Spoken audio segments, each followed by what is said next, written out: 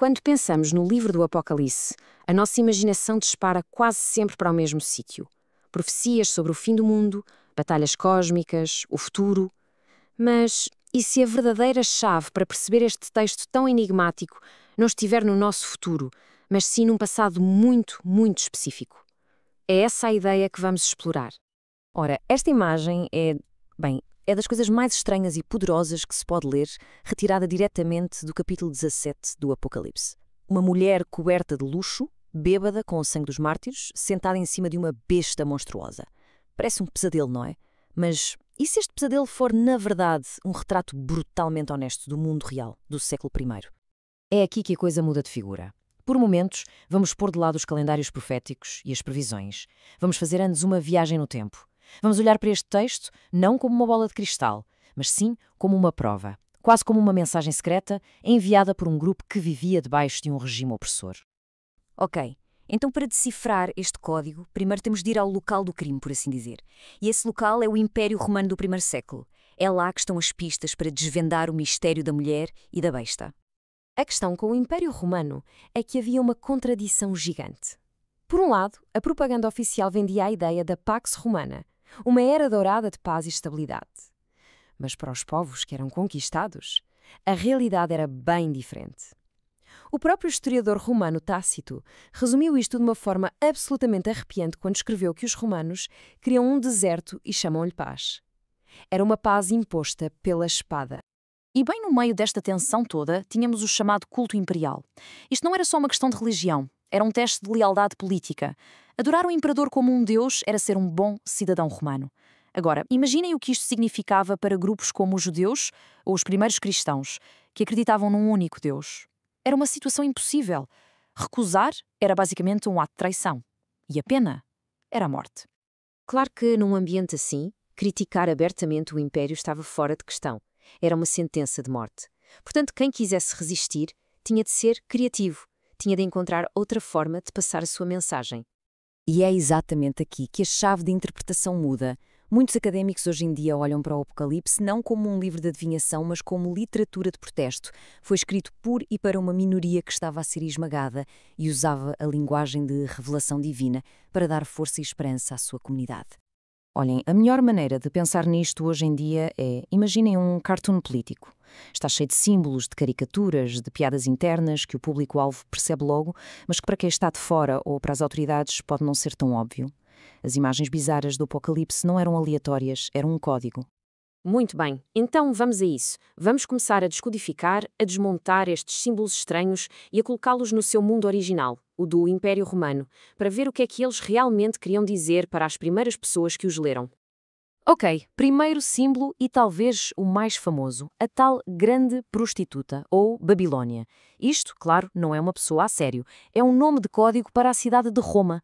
Representa tudo aquilo que Roma era. O seu poder económico que seduzia o mundo, a sua corrupção, a sua exploração e, claro, a sua exigência de adoração como se fosse um deus.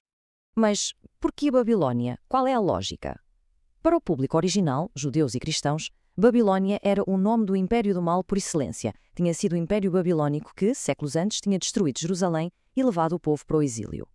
Por isso, chamar Roma de Babilónia era uma forma muito poderosa de dizer: nós já vimos este filme, sabemos quem é este inimigo, e tal como a primeira Babilónia caiu, esta nova Babilónia também vai cair.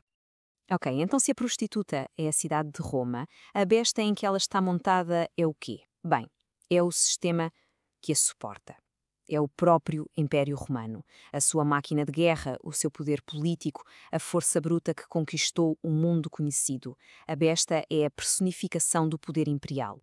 E agora, a coisa fica ainda mais inteligente e específica. O texto diz que as 7 cabeças da besta são 7 montes.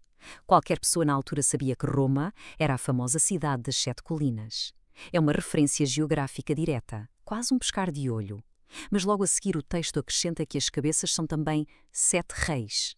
Este jogo de palavras é brilhante, porque prende a visão a um momento político muito, muito concreto.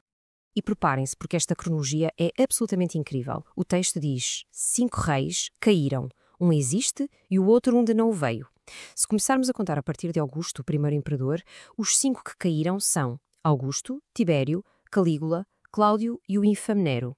O que existe, ou seja, o imperador no poder na altura em que isto foi escrito, seria Vespasiano. E o outro que há de vir por pouco tempo seria o seu filho, Tito, que teve um reinado muito curto, de apenas 2 anos. Isto não é sobre o futuro distante, isto é um comentário à política do final do século I. É quase jornalismo codificado. Portanto, quando juntamos as peças todas do puzzle, a visão deixa de ser um mistério do outro mundo e torna-se naquilo que realmente é. Uma declaração política subversiva, corajosa e incrivelmente perigosa para a altura. Isto quer dizer que a maneira certa de ler o Apocalipse talvez não seja como um manual de instruções, à procura de datas e factos literais. É mais como apreciar uma obra de arte. É uma linguagem de imagens, de símbolos, feita para provocar uma reação, para dar força a uma comunidade. Ou seja, e este é o ponto-chave de tudo isto. O objetivo do autor nunca foi dar um mapa do futuro a pessoas que iam viver 2000 anos depois. A mensagem era para ali, para aquele momento. Era urgente, era imediata e era para um grupo específico de pessoas que estava a passar por uma crise muito real. No fundo, o que isto era uma espécie de manual de resistência. Desmascarava a propaganda de Roma, mostrando o império não como algo eterno e divino, mas como um sistema corrupto e condenado a cair.